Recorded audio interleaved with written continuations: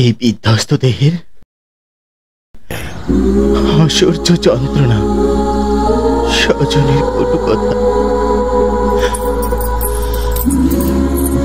আমাকে পৃথিবীর মায়া ত্যাগ করতে বাধ্য করেছে।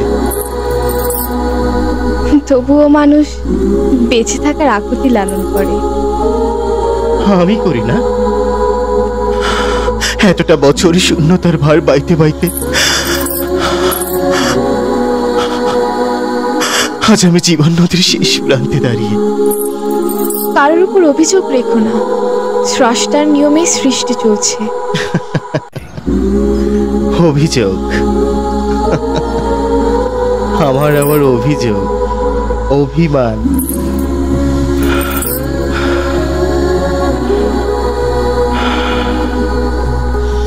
না,